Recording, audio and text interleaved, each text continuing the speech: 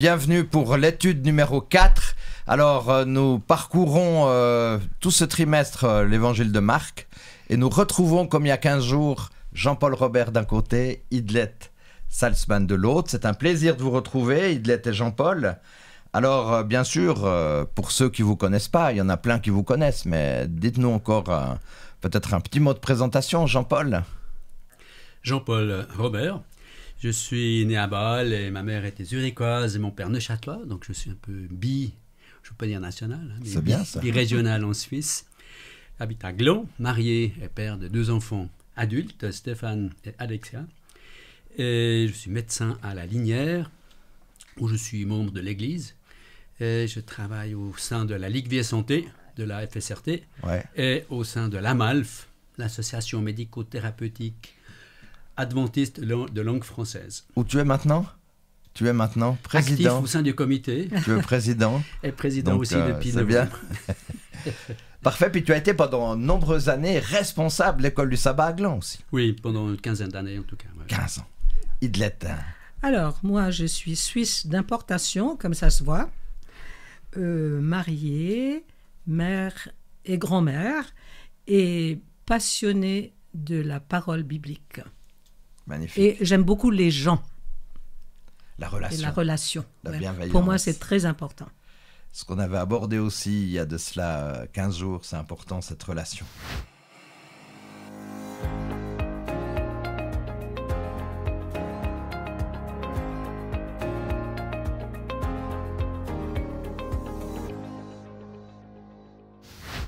Alors, Idlet, y a-t-il dans ta mémoire une histoire dont tu te souviens particulièrement bien, et pourquoi cette histoire-là et pas une autre? De dire, vraiment, c'est quelque chose, c'est une anecdote ou quelque chose qui m'a impacté. C'est une histoire peut-être où ça me parle, ça résonne beaucoup en moi. C'est l'histoire d'un petit garçon que sa mère trouve agenouillé dans le jardin et il éplait l'alphabet. Puis sa mère lui dit, mais tu fais quoi? Alors il dit, écoute, on vient de me parler de la prière, je ne sais pas prier, mais Dieu, lui, sait, il mettra les lettres ensemble, et il fera des mots, et il comprendra ce que je veux dire. Magnifique. C'est une démarche de foi aussi, hein? Exactement. Et toi, Jean-Paul? Alors, je suis plutôt scientifique que littéraire, et visiblement, je n'ai pas une très bonne mémoire, en fait. Donc, je ne me rappelle pas d'une anecdote, d'une histoire vraiment qui m'a frappé au niveau de... Voilà, à ce niveau-là. Par contre, étant plutôt scientifique, c'est les histoires récentes et vraies. Donc, c'est un article scientifique et un YouTube qui m'a frappé récemment. C'est l'histoire de scientifiques américains qui ont testé 3 groupes de personnes qui travaillaient dans des bureaux différents avec des taux de ventilation différents. Donc, chaque bureau, au fil de leurs travaux habituels, dont pendant toute la journée, 2 semaines d'affilée, et qui ont vu, leurs critères d'évaluation, c'était le CO2. Donc, donc c'est l'air expiré. Donc, normalement, c'est à 600 dans une pièce pour être efficace. Ils ont mesuré la cognition, les fonctions intellectuelles assez exigeantes à la fin de chaque journée. D'accord. Et ils ont comparé entre un taux de CO2 à 600 comparé à 900 et comparé à 1400. Donc 1400, c'est le moins bon. Et ils ont pris qu'à 1400, la base de la référence, et ils ont vu qu'en améliorant l'air de 1400 à 1200, on augmentait de 60% la qualité de l'air, et en passant à 600, on augmentait de 100% la capacité décisionnelle, d'analyse stratégique par rapport quand on est à 1200. Voilà. Donc, et la ventilation, on peut dire que c'est la respiration de l'âme. Donc, selon la qualité de l'air qu'on respire, ça a une influence. Tu me disais tout à l'heure que tu as présenté une conférence dans une église où ils sont montés à 3000. Est-ce que tout le monde dormait? Alors, c'est moi qui prêchais, donc je voyais l'écart des paupières, et chez certains, l'écart était à 0 mm. Ouais. Effectivement. Donc, T'as calculé tout ça aussi, Alors- les paupières et tout ça. je voyais de loin que les paupières étaient fermées. Chers auditeurs, rassurez-vous, nous sommes toujours dans l'étude de l'évangile de Marc. Nous allons poursuivre notre étude maintenant d'ici quelques instants. Alors, pourquoi est-ce que Jésus, il enseignait en parabole? Alors, les Bon, paraboles... faudrait lui poser la question à lui, mais Ouais, bon. oui, on pourrait. Les paraboles, c'est une narration. Ouais. Et puis, on se rappelle plus facilement d'une histoire. Mais il y a un terme qui est très à la mode en ce moment, c'est le storytelling. Ça veut dire l'art de raconter des histoires. Ah, voilà. Puis, vous savez ce que c'est, on met un décor et on a quelque chose ou à vendre, ou une idée ou un objet à vendre. Bon, on ne peut pas dire que Jésus était un bonimenteur, comme à la foire. Il n'avait pas d'appareil ménager à vendre, mais il avait un message tellement important qu'il fallait trouver les mots. Trouver aussi quelque chose de concret pour bien Ça. le comprendre. Exactement. Alors, le public cible de Jésus était très varié. C'était Ouais. toute la société de l'époque. C'était aussi bien des manuels que des intellectuels, et en particulier des intellectuels qui lui cherchaient noise, qui Ouais. cherchaient à le piéger. C'était des tentations. Hein. La petite bête. C'était aux aguets d'une parole Pour le perturber. qui était fausse, qui n'était pas, enfin fausse selon leurs critères. Alors les paraboles, ça intéresse aussi bien les personnes simples, parce que c'est de la vie quotidienne. Ouais. Tout le monde a vécu des éléments d'agriculture à l'époque, et d'autre part, c'était des termes assez généraux pour que les scribes et pharisiens de l'époque ne pouvaient pas l'accuser sur quelque chose de théologique précis. Ouais, tout à fait. Donc, c'était une sécurité pour cela. Merci pour ces belles réponses. Idlet, tu nous ferais une prière pour poursuivre notre échange, avant de poursuivre notre échange. Oui, Seigneur notre Dieu, tu nous vois intéressés et passionnés par la vie de Jésus qui est venu nous montrer qu'était l'amour du Père. Et tu l'as fait de la façon dont les autres, ton audience pouvait l'entendre, l'écouter. Et c'est à nous maintenant d'essayer d'un peu expliciter, rendre cette parole vivante pour ceux qui vont entendre. Nous te demandons que ton esprit soit là et que nos paroles soient purifiées et atteignent le message, atteignent le cœur de ceux qui vont écouter, pour l'amour de Jésus. Amen. Amen. Alors, des trois évangiles, c'est Marc qui compte le moins de paraboles. Mais nous avons Marc 4. Et c'est surtout une des paraboles, parce qu'on ne peut pas aborder, malheureusement, on n'a pas le temps d'aborder toutes les paraboles de Marc 4, qui compte 5 paraboles. Marc 4 compte 5 paraboles. C'est intéressant. La parabole qu'on va essayer d'analyser tout à l'heure, le semeur. La parabole de la lampe, la parabole de la mesure, la parabole de la croissance de la graine. Et la graine, la petite graine, la toute petite graine de moutarde. Je ne sais pas, entre deux, est-ce que vous avez déjà vu une de ces petites graines de moutarde? Moi, j'en avais scotché sur un petit papier, mais je ne l'ai plus retrouvé. J'aurais voulu l'amener. Mais c'est tellement petit. Une graine de moutarde, une petite graine, c'est tellement petit. Et la mission de Jésus était de faire connaître le royaume de Dieu. Il guérissait les malades, il chassait les démons, il présentait souvent son message sous forme de parabole. Vous l'avez explicité pourquoi la parabole est importante. Jésus était peiné, comme tu l'as dit Jean-Paul, par les pharisiens dans Marc 3, versets 5 et 6. Alors lisons peut-être rapidement ce texte. Alors, promenant ses regards sur eux avec indignation et en même temps affligé de l'endurcissement de leur cœur, il dit à l'homme, « Étends ta main ». Il l'étendit et sa main fut guérie. Les pharisiens sortirent et aussitôt ils se consultèrent avec les Hérodiens sur le moyen de les faire périr. Alors voilà, c'est ce que tu as dit tout à l'heure. Maintenant, ce que j'aimerais, c'est qu'on puisse, même si peut-être pour la plupart vous connaissez bien cette parabole, qu'on puisse l'aborder ensemble, mais pas lire tous les versets parce que ça nous prendra trop de temps, mais quelques faits marquants dans Marc 4, versets 1 à 20, la parabole du semeur. Alors d'abord, peut-être vous questionnez, Jean-Paul et Idlet, est-ce que cette parabole du semeur, elle vous parle? Oui, elle me parle. J'ai dû quand même réfléchir. Je pensais d'abord que c'était évident, Ouais. mais quand j'ai étudié la chose, Plus en détail. je me suis quand même rendu qu'il fallait réfléchir. Et oui, finalement, elle me parle bien. Oui. Pourquoi elle te parle? Oui, bon, parce que donc c'est clair que c'est le fait de semer le blé qui pousse là, on connaît cette, enfin même que je ne suis pas agriculteur, mais oui, tout à fait. C'est très clair. On sait dans le matériellement. Dans nos et puis connaissances, ensuite, le terme de terrain, comment être un bon terrain. Il faut s'efforcer d'être le bon terrain, pas le mauvais terrain. Il y a quand même 3 mauvais terrains. Exactement. Et seulement un bon terrain. Donc il y a beaucoup de mauvais terrains en fait. Hein. C'est juste, tu as raison. Donc dans l'analyse, il y a plus de mauvais terrains que de bons terrains. Hein. Voilà, faut comprendre ça, Idlette. Toi, ça t'impacte aussi? Oui, moi, c'est une partie de la parabole qui m'a impacté, comme tu dis, qui a résonné en moi. C'est les graines qui tombent dans les sentiers pierreux. Alors, pierreux, Pierre, vous voyez où je veux en venir, l'apôtre Pierre, le disciple, qui est spontané, qui parle avant les autres. J'ai l'impression que c'est un peu moins, quoi.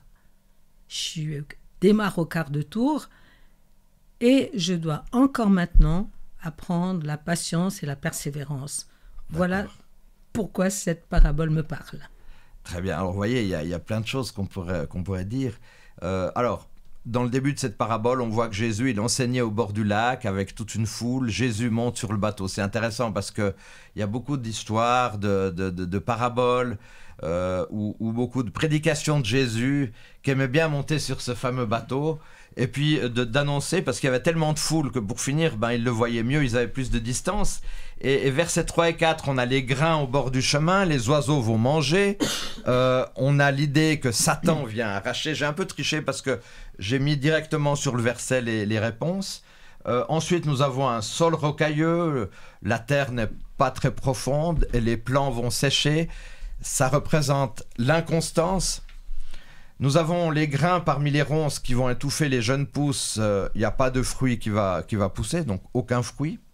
Ensuite, la bonne terre quand même. Tu l'as rappelé, hein, il y a quand même un truc positif. Hein.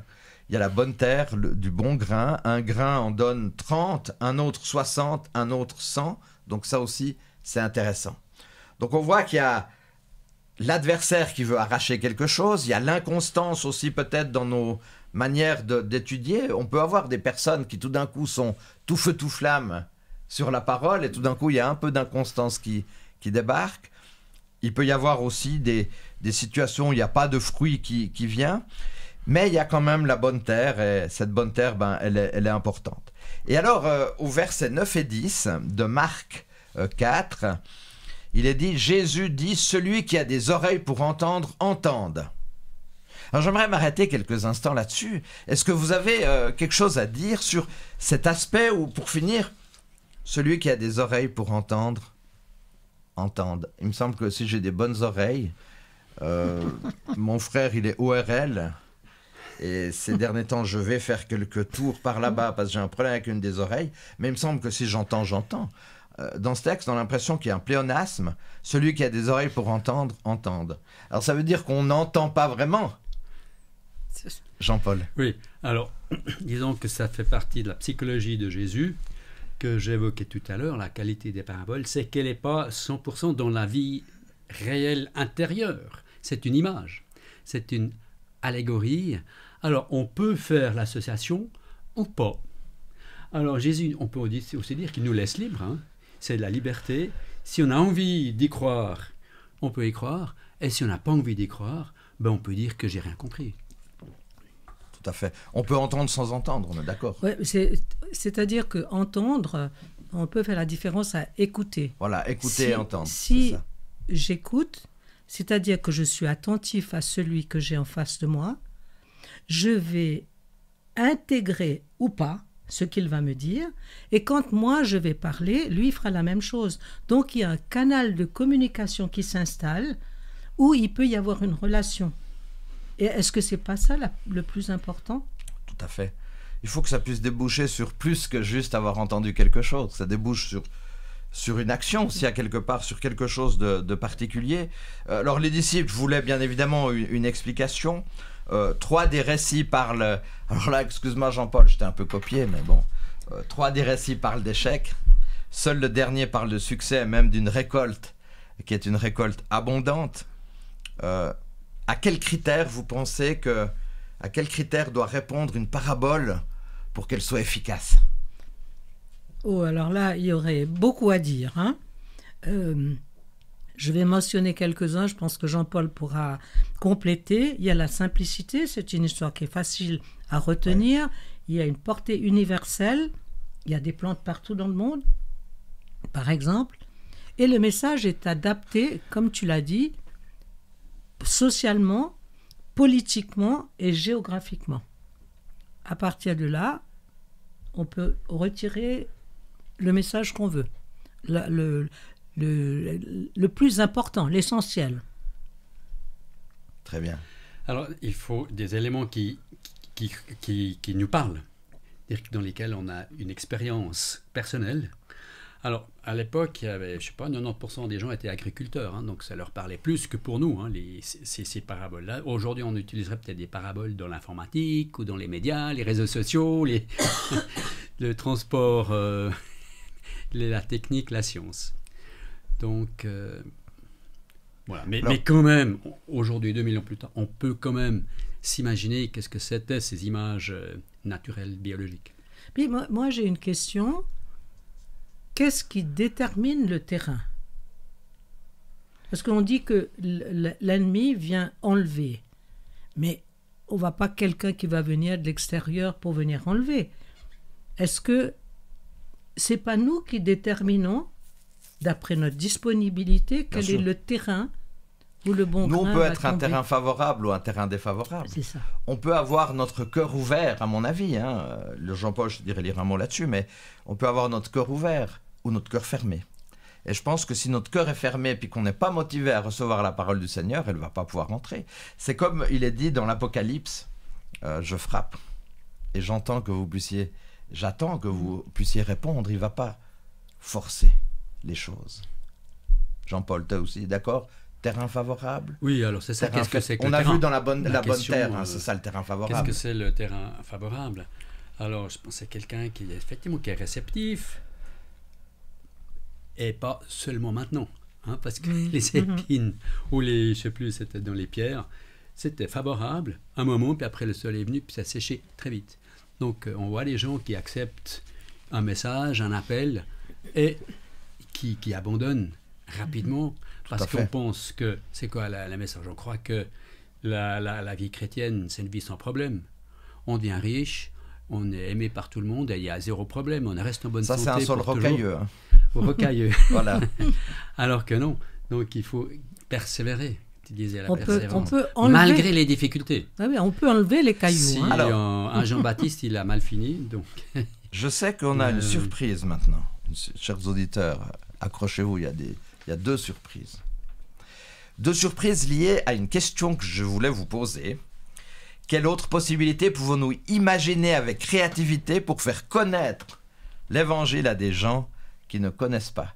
Et là, tenez-vous bien, nous avons Idlette et Jean-Paul qui veulent nous partager une parabole moderne. Alors, on va les écouter tout oui. Alors, j'ai intitulé L'humanité en action. Un influent industriel rentrait chez lui très satisfait de sa journée. Il avait signé plusieurs contrats juteux, sans compter la grosse somme en liquide que contenait sa sacoche. Laissant la capitale derrière lui, il se dirige vers sa ville de banlieue. Se rendant compte qu'il a encore un bout de chemin devant lui, il décide de s'arrêter, boire un café dans une aire d'autoroute, au restoroute. Il se remet au volant de sa grosse voiture de marque allemande, et sentant quand même une certaine fatigue, il gare sa voiture un peu plus en retrait et s'accorde un moment de repos. Il bloque les portes de sa voiture, se met une musique douce et ferme les yeux. Il est réveillé en sursaut par des coups sur le côté vitre, côté conducteur. Il commence à faire nuit et dans la pénombre, il aperçoit quelqu'un qui lui fait comprendre par des gestes qu'il a besoin d'aide. Son premier réflexe est d'entrouvrir sa vitre, mais en le faisant et avant d'avoir eu le temps de reprendre ses esprits, il est éjecté de sa voiture. On le dépouille de ses habits, de ses papiers, de son téléphone, après l'avoir roué de coups. On le laisse bien en évidence sur le parking. Sa voiture et son contenu disparaissent à l'horizon. Il ne reste à la victime que sa voix pour appeler au secours. Par chance, arrive un ecclésiastique en robe qui, après un regard de convenance, se détourne car il est attendu pour l'office du soir. Arrive ensuite un pasteur qui malheureusement a un culte Zoom à animer et malgré ses regrets ne peut s'attarder. Les feux arrière de leur véhicule signent le glas d'un secours tant espéré. Sur ces entrefaites arrive un étranger basané, pouilleux, dans une voiture pourrie. Son occupant hésite, finit par s'arrêter et descend de sa voiture. Il constate l'état déplorable du blessé et n'écoutant que son cœur, il sort sa trousse et lui prodigue les premiers secours. Nous pouvons s'adresser à la police car étant sans papier, de façon anonyme, il prévient par téléphone le numéro des urgences et veillant de loin à ce que le blessé soit pris en charge, il reprend sa route incertaine, la conscience tranquille. À votre avis, lequel d'entre eux a fait le plus preuve d'humanité? Merci beaucoup pour cette parabole moderne qui change un peu de la parabole officielle qu'on a dans la Bible. Mais c'est vrai que... Alors ça me rappelle, je vais te dire, Edlette, ça me rappelle l'expérience d'un pasteur dont je tairai le nom, qui me disait, mais j'étais un peu mal parce qu'il y a un jour où j'allais faire le culte dans une église sur la parabole du bon samaritain. Et il y a une personne qui avait un problème avec sa voiture et je ne me suis pas arrêté parce que j'avais peur d'être en retard. Donc voilà, on peut le comprendre d'un côté, mais voilà, c'est cette parabole. Est-ce que nous, moi j'aimerais presque te poser la question, est-ce que nous, on serait prêt à nous arrêter face à une personne qui souffre comme ça? Quels sont nos... Alors, en tant que médecin, j'ai l'obligation l'obligation bien placé, quoi. Oui, alors, mais toi, c'est facile, là. En Suisse, hein, ça dépend de chaque pays, mais en Suisse, on est obligé de porter secours. Ouais, c'est ça. Mais ça, c'est extraordinaire. Et puis, que tu aies la possibilité de le faire. C'est génial. Bien sûr. Maintenant, faire un massage cardiaque n'est pas sorcier. Par contre, il faut l'apprendre quand même. Oui, bien sûr. Et ce serait intéressant que chacun puisse savoir faire un massage cardiaque. Ah, voilà. Ça sauve des vies. Hein, parce qu'il faut pas parce que le fait d'appeler 144, il met quand même 10 minutes pour venir la plupart du temps. Et puis c'est trop tard. En fait, le cœur s'arrête, il faut masser dans les 2 minutes. Et puis même, le fait de savoir où il y a un défibrillateur, c'est encore mieux de savoir. Alors j'allais dire, j'étais toujours surpris, dans ton église, il y a un défibrillateur, mais c'est peut-être à peu près la seule église. Mais ça ne devrait pas exister dans tout endroit. Normalement, ça devrait. C'est comme les... Non. C'est pas obligatoire. Il n'y a pas de loi en Suisse. Ouais, mais non. C'est comme les extincteurs, ça devrait. C'est comme, j'allais dire, les extincteurs sont partout. Hein. Alors, par contre, vous avez une application, Staying Alive. Vous pouvez mettre sur votre téléphone et regarder selon où vous êtes, où est le défibrillateur le plus proche. Ouais. Donc, j'ai vu qu'à l'église de Lausanne, il y a de la maison à côté, à 30 mètres. Et c'est accessible même le week-end. D'accord. Ah oui, c'est bon à savoir. Donc c'est bien.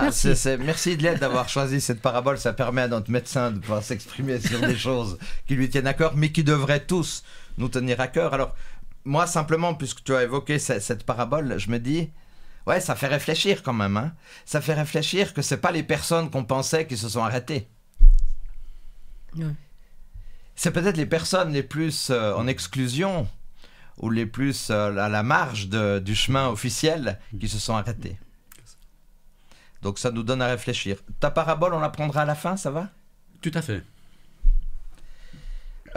Prenons Marc 4, versets 30 à 32. Il dit encore, « À quoi comparons-nous le royaume de Dieu ou par quelle parabole le représentons-nous? Il est semblable à un grain de sénévé qui, lorsqu'on le sème en terre, est la plus petite de toutes les semences qui sont sur la terre. Mais, lorsqu'il a été semé, il devient plus grand que tous les légumes et pousse de grandes branches, en sorte que les oiseaux du ciel peuvent habiter sous son ombre. » Quelle est l'importance, Idlette et Jean-Paul, de la parabole de cette graine de moutarde? Alors moi, j'ai j'ai des graines de moutarde. J'aurais pu t'en apporter si tu m'avais demandé à la maison. La cuisine indienne, on utilise beaucoup. C'est super. Et j'ai eu la curiosité d'aller voir sur Internet à quoi ressemblait un moutardier. Ah, voilà. Donc, c'est l'arbre qui produit de la moutarde. Mais c'est immense. C'est vraiment immense. Et quand on voit ça, on ne peut pas ne pas être surpris par la disproportion du début et de la à fin. la fin. Ouais. Alors ça, c'est extraordinaire parce qu'on a le plus petit, le minuscule, qui devient un arbre, Jean-Paul. Ça, c'est la foi aussi. C'est que quand la foi commence à germer en nous, puisqu'on parle de germination, etc., quand la foi commence à germer en nous, plus rien peut nous arrêter. Alors, il y a des projets qui peuvent être très petits au départ. Ouais. Mais disons, si c'est selon la volonté de Dieu, et avec sa méthode, ça peut aller très loin. Exact. Jésus lui-même, à mon avis, c'était quand même très petit à l'époque. Pendant que 3 ans, il a vécu, c'était une population locale, peut-être que quelques dizaines de milliers de personnes seulement étaient touchées au départ. Et maintenant, ça fait des millions et des millions de personnes qui sont touchées 2000 ans plus tard. Tout à fait. Alors, moi, j'ai regardé aussi, les graines de moutarde font généralement 1 à 2 mm de diamètre. On ne peut pas dire que c'est énorme. Hein. Et environ 700 graines par gramme. Vous imaginez ? Par gramme, par rapport à la graine de moutarde, nous avons 700 graines. On arrive à mettre 700 graines dans 1 gramme. Des fois, je me dis, c'est presque impossible. Mais voilà, c'est la réalité. Et c'est surtout la démonstration de ce qui peut bouger avec Jésus dans nos vies. Ce que dit Jésus, c'est que le royaume de Dieu qui a commencé tout petit, et vous l'avez évoqué tout à l'heure, deviendra vraiment impressionnant. Et d'ailleurs, à l'époque de Jésus, les gens considéraient peut-être avec mépris ses discours. La bonne nouvelle du royaume sera proclamée dans le monde entier pour servir de témoignage à toutes les nations. Alors viendra la fin. Alors, dans nos vies, sommes-nous conscients de tout ce que peut faire Jésus en nous? Idlette, Jean-Paul. Je crois que en méditant sur les récits du ministère de Jésus, on peut s'imprégner de cette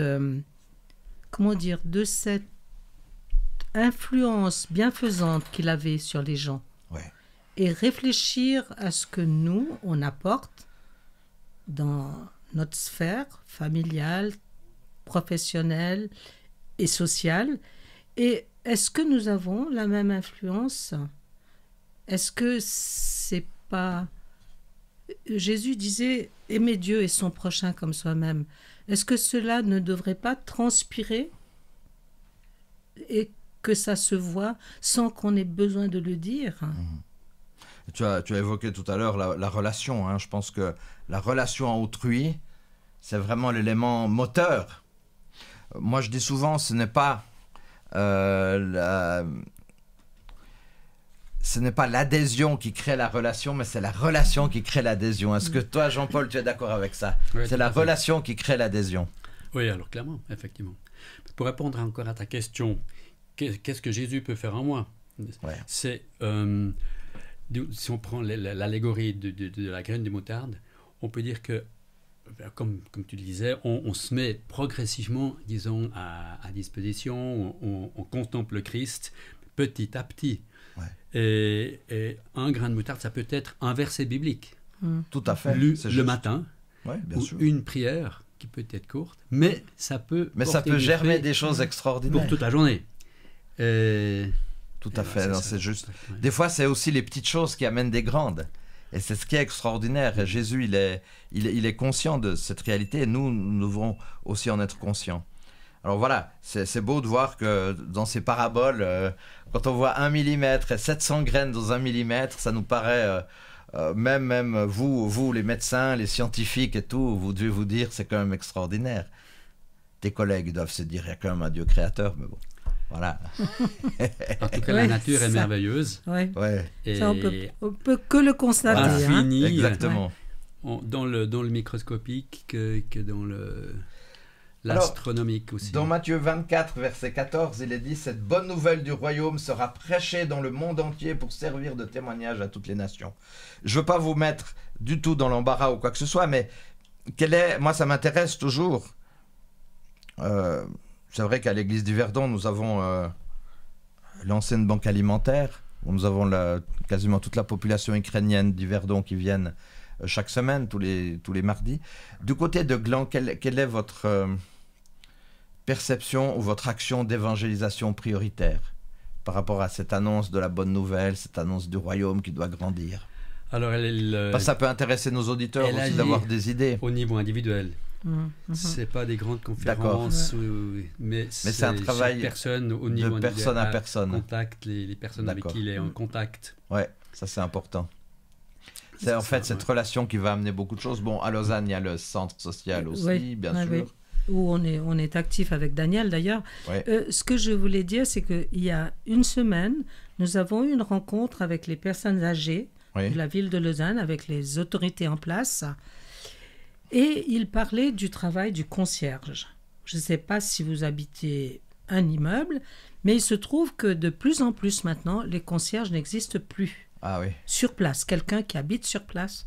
Et ce qu'ils font, c'est un service de nettoyage qui vient 1 fois ou 2 fois par semaine. C'est déjà décidé avec la régie. Mais ce que nous, on vit dans l'immeuble où on est 47 appartements, il y a quelqu'un qui est très au courant de ce qui se passe chez les gens sans jamais être intrusive ou curieuse ou quoi que ce soit. Et j'ai pris la parole en disant, est-ce que ce ne sera pas mieux d'avoir quelqu'un de référence dans l'immeuble qui ferait ce travail de relation, mais pas pour dire il y a quelqu'un qui a laissé tomber un papier ou l'ascenseur est sale, c'est pas ça. Mais on a des personnes qui vieillissent de plus en plus et qui n'ont peut-être pas quelqu'un de proche géographiquement. Discuter, on peut partager. Et comment est-ce que quelqu'un qui appelle pour dire ah tiens, il y a quelqu'un qu'on n'a pas vu depuis quelque temps, est-ce que je trouve c'est ça qu'on doit faire. Ça c'est une très bonne idée, c'est de pouvoir être au service de l'autre là où on peut l'être, et c'est quelque chose qui pourrait faire en sorte qu'il pourrait germer. Alors, je crois que c'est ça la signification de l'arbre qui est grand. Ouais, c'est ça. Du nombre de fruits ou de grains, de graines qui sont venus de chaque semence. Hein. Un grain en donne 30, 60, 90 fruits finalement. C'est pour ça qu'on disait on enlève un pépin de pomme pour recréer autre chose. C'est extraordinaire, c'est à l'infini. Hein.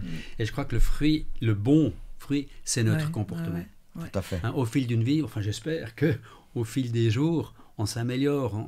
Théoriquement, on devrait finir par ressembler un peu plus au Christ. Oui. C'est-à-dire que cette idée de concierge social, ça m'était jamais venu à l'idée avant cette rencontre. Mais c'est excellent. Où ils disaient qu'ils vont former des concierges pour faire ce travail. Parce qu'on dit toujours concierge, c'est que bien faire en sorte que ce soit nettoyé, bien faire en sorte qu'il ne faut pas rentrer à n'importe quel moment, qu'il faut... Un peu la police, mais quoi. ce côté relation, c'est vrai. Alors je sais qu'il y a aussi des associations qui sont là pour aider les personnes âgées à lire, faire de la lecture. Moi, par exemple, je travaille dans un EMS et il y en a plein qui sont des problèmes de cécité.